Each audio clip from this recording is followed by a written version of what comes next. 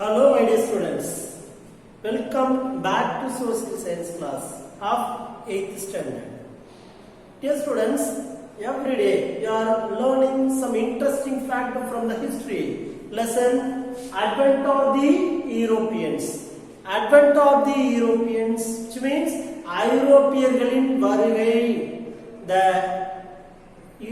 The Advent came from the European continent. ஐரோப்பியன் கண்டத்திலிருந்து நிறைய பேர் இங்க வந்தாங்க.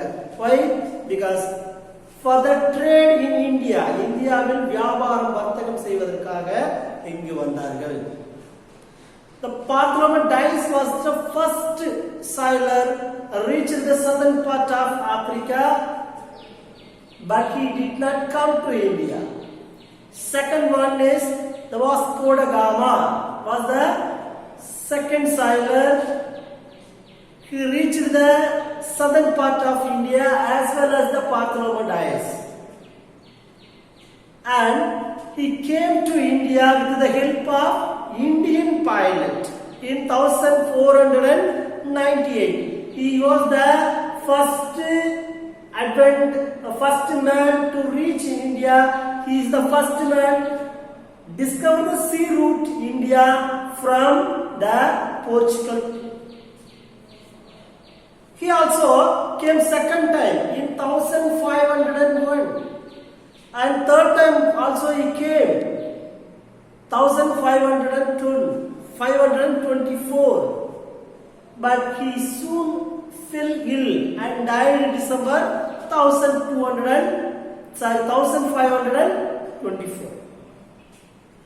After that, many of the foreign adventurers came here to trade in India. And then the Alfonso de Albuquerque, before Francisco de Almeida was the first governor. Francisco de Almeida was the first governor, came in India for the Portugal possessions. He maintained a friendly relationship with the local chief. Who is that? Yes, Francisco de Almeida. His policy was known as the Blue Water Policy. Blue Water Policy, நீல நீர் கொள்கை. நீல நீர் கொள்கை. அவருடைய கொள்கைகளை நீல நீர் கொள்கை அப்படின்னு சொல்றாங்க. Because the naval power, he encouraged the naval power. அவர் கப்பல் போக்குவரத்தை வலிமைப்படுத்துவதற்காக சில கொள்கைகளை வெளியிட்டார். This policy was known as Blue Water Policy. And then second governor Alfonso de Albuquerque. Yes students, in this videos we are going to the second governor of Portugal, Alfonso de Albuquerque, 1509 to 1515. The real founder of the Portuguese power in India was Alfonso de Albuquerque. Portugal நாட்டில் இருந்து வந்த போர்த்துகீசர்களின் உண்மையான தலைவராகவும் உண்மையாக செயல்படக்கூடிய ஒரு அதிகாரியாகவும் செயல்பட்டவர் இந்த Alfonso de Albuquerque. The real founder of the Portuguese power. ஏன் அவர் real founder அப்படின்னு சொல்றோம்? உண்மையான அதிகாரம் இவருடைய ஆட்சி காலத்தில் அவருக்கு இருந்தது. So in India was Alfonso de Albuquerque. He captured Goa from Sultans of Bijapur. கோவாவை கைப்பற்றினார். யாரிடமிருந்து? பீஜப்பூர் சுல்தான்களிடமிருந்து கோவாவை கேப்சர் பண்ணினார். In November 1510. Look here, he captured Goa from Sultans of Bijapur in 1510. 1510 November மாதம் பீஜப்பூர்ல இருந்த சுல்தானிடமிருந்து கோவாவை கைப்பற்றினார். Next one, in 1515, 1515, he established the Portuguese authority over harbors in Persian Gulf. Persian Gulfல இருக்கக்கூடிய பகுதியில குறிப்பா Hormuz துறைமுகத்துல அவர் என்ன பண்ணாரு?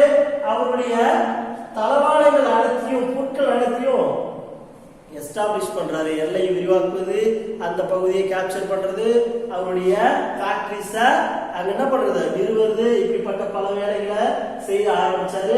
In 1515 he established the Portuguese authority over armors in the Persian Gulf. Next, he encouraged the marriages of the Portuguese within Indian women. இந்திய நாட்டு பெண்களை திருமணம் செய்வதற்காக அவர் ஊக்குவித்தார். திருமணம் செய்வதற்கு அங்கீகாரத்தை அவர் வழங்கினார். He encouraged the marriages of the Portuguese within Indian women. போர்த்துகீசியர்கள் இந்திய பெண்களை திருமணம் செய்வதற்கு அவர் என்ன பண்ணாரு, என்கரேஜ் பண்ணாரு, ஊக்குவித்தார். He maintained friendly relationship within Vijayanagar empire, Vijayanagar empire. அப்போ சவுத் இந்தியாவில் இருந்த ஃபேமஸ் எம்பையர் எதுன்னு சொன்னா the விஜயநகர் எம்பையர். இந்த Vijayanagar எம்பையரோட he maintained friendly relationship, நட்புறவோடு செயல்பட்டார். விஜயநகர பேரரசோட அதிகமான நட்புறவோடு செயல்பட்டார். அடுத்தது the next governor of Portuguese Nino de Cunha. Nino de Cunha 1529 to 1538. Governor Nino de Cunha moved capital from Cochin to Goa. Their first capital was Cochin. Their first trading places, factories is located at Kannur. Kannur தான் அவருடைய முதல் துறைமுகமாக இருந்தது, trading பிளேஸா இருந்தது. Cochin was their first capital. He moved his capital from Cochin to Goa. கொச்சின்ல இருந்து கோவாவுக்கு அவருடைய தலைநகரத்தை மாத்திட்டாரு. அப்ப கோவா யாருடைய கண்ட்ரோல்ல இருந்ததுன்னு சொன்னா, yes, the sultans of Bijapur.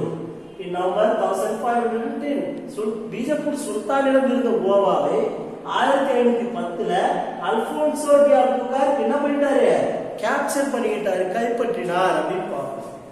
So இவரு இந்த கோவாவை கேபிட்டலா சேஞ்ச் பண்ணிட்டாரு. எப்போ? in 1530. In 1534 he acquired Bazin from the Bahadur Shah of Gujarat. குஜராத்ல இருந்த பகதூர் ஷாவிடம் இருந்து இவர் அக்வயர் பண்ணிட்டாரு, ஆக்கிரமிப்பு செய்து கொண்டார். எது? Basin. Basin is the important places in the history of India.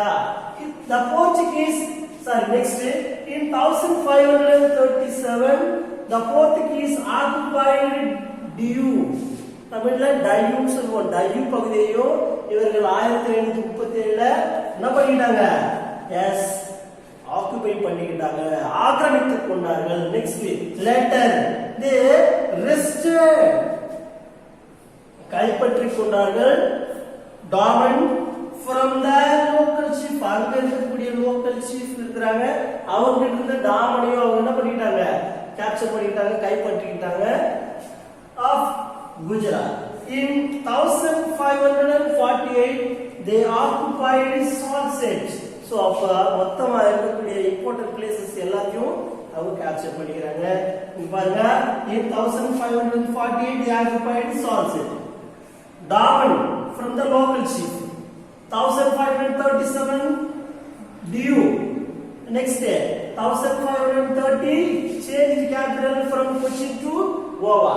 1534 Basin. These are the very important places of Portuguese. Next one, dear students, I am going to explain once again. Alfonso de Albuquerque 1509 to 1515. The real founder of the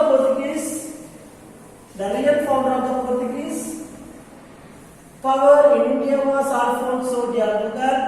He captured Goa from Sultans of Bijapur in November 1510. In 1515 he established the Portuguese authority over harbors in Persian Gulf. He encouraged the marriages of the Portuguese with an Indian woman. He maintained friendly relationship with the Vijayanagar Empire. Next year, Governor Nino de Cunha 1529 to 1538. Governor Nino de Cunha moved capital from Cochin to Goa in 1530. In 1534, he acquired blessing from the Bahadur Shah of Gujarat. In 1537, the Portuguese occupied during important places Basin Dew. They arrested Darman from the local chief of Gujarat. In 1538, the Salt City occupied by the Portuguese.